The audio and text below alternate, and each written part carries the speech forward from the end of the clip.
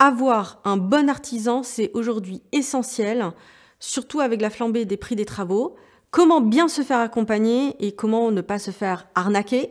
Allez, on en parle tout de suite, juste après le jingle.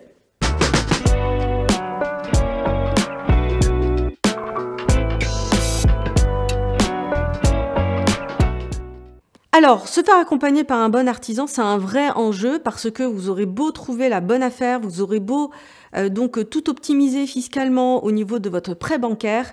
Si vous avez un artisan qui vous fait des travaux hors de prix et qui prend du retard, etc., ça va carrément vous plomber la rentabilité de votre bien. Alors, moi, j'ai eu ce problème-là pendant des années. Et c'est la raison pour laquelle, d'ailleurs, pendant très longtemps, je me suis refusée à investir à distance. Tout simplement parce que, en fait, je n'avais pas la capacité, je ne savais pas où trouver les bons artisans. C'est vraiment déjà la base. Où les trouver? Où sont-ils? Si on n'a pas la chance de se faire recommander. Alors, pour le coup, comment on fait? Eh bien, les bons artisans, déjà, travaillent entre eux. Un très bon électricien va pouvoir vous recommander un très bon plaquiste, va pouvoir vous recommander un très bon corps d'état. Donc déjà, dans votre entourage, dans votre réseau, si vous avez eu l'occasion, et très souvent on connaît quelqu'un quand même qui a déjà fait des travaux même pour sa résidence principale, si vous entendez autour de vous le fait que eh bien, ça s'est très bien passé au niveau des travaux, même pour, par exemple, de la plomberie pour une salle de bain, n'hésitez pas à demander le contact de ce bon professionnel parce que les bons travaillent avec les bons. Donc déjà, ça c'est une très bonne piste déjà à suivre. Après, si on a envie d'investir à distance et que les personnes qui vous recommandent des bons artisans ne sont pas dans le secteur que vous souhaitez, vous pouvez aussi, par exemple si vous habitez à Paris et que vous voulez investir à Limoges, Limoges vous connaissez personne, vous pouvez pour le coup appeler la mairie et en particulier le service d'urbanisme de la ville dans laquelle vous voulez investir pour vous renseigner sur les bons artisans. Parce qu'il faut savoir que les mairies confient de très gros chantiers, des très grosses rénovations. D'ailleurs, il y a des programmes gouvernementaux qui donnent vraiment des budgets importants pour de la rénovation énergétique. Et pour le coup, donc, ces mairies, beaucoup de mairies ont des fichiers, travaillent avec des artisans qui doivent être bons pour pouvoir donc rénover les centres-villes, rénover des immeubles qui tombent donc en ruine. Et c'est un bon moyen, en tout cas c'est un moyen par lequel moi j'ai trouvé de très bons artisans parce qu'ils étaient donc recommandés par les villes qui sont actuellement en plein chantier.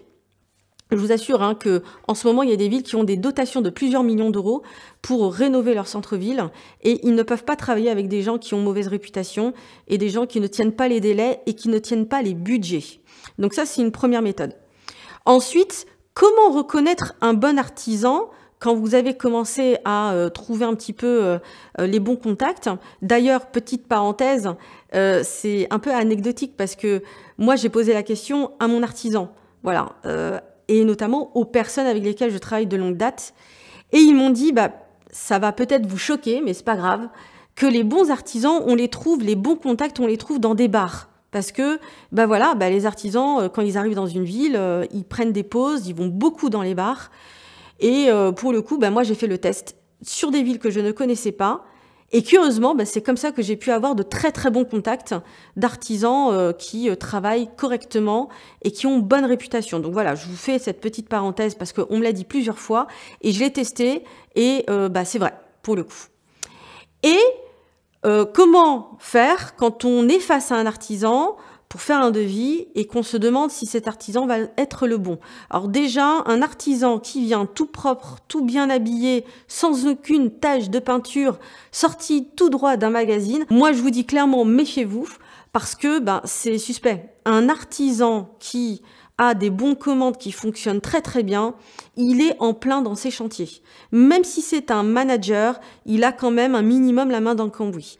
Donc, posez la question, si jamais vous avez quelqu'un qui est tout propre, tout beau, posez-lui la question de savoir si c'est un manager. Parce que si c'est pas un manager et que c'est lui qui fait les travaux et qui est vraiment dans le concret, c'est très mauvais signe, ça veut dire qu'il n'a pas de clients.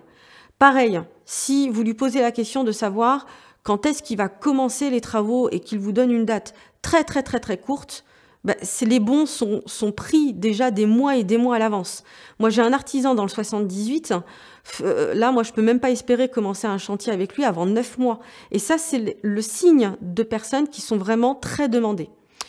Autre chose, l'artisan qui vient comme ça, juste avec les bras croisés, sans stylo, sans papier pour faire des croquis, sans laser, sans outils pour faire du métrage, c'est très mauvais signe parce que pour pouvoir faire un devis, il faut être dans la précision.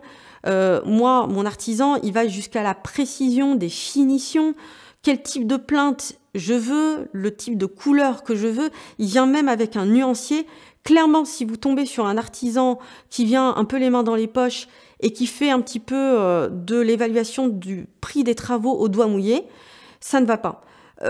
Moi, je suis déjà tombée sur des artisans qui vont dire, bah voilà, par exemple là, Amel, tu veux faire des travaux sur 500 mètres carrés, ben moi je prends 800 € du mètre carré. Voilà. Et au doigt mouillé en plus les 500 mètres carrés. Il n'y a même pas un métrage pour déterminer si on est sur du 500 mètres carrés. Là, vraiment, danger, danger, danger. Je suis vraiment très claire sur le sujet, dans le sens où un artisan qui vous arnaque, s'il dépose le bilan, c'est des sous que vous ne reverrez jamais. Vraiment, il est quasiment impossible, voire impossible, sauf si vous allez sur du pénal, de récupérer de l'argent auprès d'un artisan qui vous a arnaqué. Donc c'est vraiment très important de pouvoir être très vigilant sur l'artisan qui va vous accompagner. Autre chose, le devis, pareil. Si on vous fait un devis sous moins de 24 heures, si on vous fait un devis qui n'est pas détaillé, un devis détaillé, ça doit être un devis vraiment avec carrément le nom des matériaux qui vont être utilisés. Et même le nom des matériaux, ça vous permet de voir si vous êtes avec quelqu'un qui est professionnel. Pour notamment la plomberie, c'est vrai que moi, quand je vois Grohe, il y en a qui disent les deux prononciations, mais Grohe, c'est G-R-O-H-E, eh bien, ce type de matériel est très bien réputé parce que c'est du moyen de gamme plus qui dure dans le temps. Et vraiment, un artisan qui va bosser avec ce type de matériel, déjà, on part sur des bonnes bases. Voilà mon expérience sur le bon artisan, le mauvais artisan. Voilà, ça, c'est des choses très importantes, notamment parce qu'on est sur une réglementation aussi liée au DPE, donc avec le diagnostic de performance énergétique, où c'est important d'avoir des artisans qui font bien leur travail. Le prix des matériaux a flambé ces derniers temps, avec notamment le contexte du confinement, on en paye encore le prix. Donc, il est important d'être bien entouré sur les travaux parce que, encore une fois, comme je le disais en début de vidéo, vous aurez beau avoir la bonne affaire, la bonne offre de prêt, le bon rendement dès le départ. Si vous avez un artisan qui ne vous livre pas les choses dans les temps ou bien qui vous facture 2 fois plus cher que la norme, eh ben, ça vous plombe totalement tout votre business finalement. Autre petite astuce de fin de vidéo, sur les devis, vous avez la possibilité aussi de demander une clause de restriction de l'évolution du prix des matériaux. Parce que le stress qu'on peut avoir quand on débute, ou pas d'ailleurs, dans l'investissement immobilier, c'est qu'on peut se dire, au départ, mon artisan, il m'a fait un devis de 15 000 €, mais qui me dit qu'avec l'évolution du cours des matériaux, finalement, on va pas me demander 20 000. En fait, on a le droit de poser une clause de restriction sur la variation du prix des travaux en disant que, par exemple, le prix des travaux ne doit pas varier de plus de 5% par rapport au devis initial. Voilà, c'était la petite astuce de la fin de vidéo. Si ça vous a plu, n'hésitez pas à vous abonner sur ma chaîne YouTube. Il y aura d'autres vidéos de ce type pour savoir à quel professionnel on doit avoir confiance. À très vite pour une prochaine vidéo.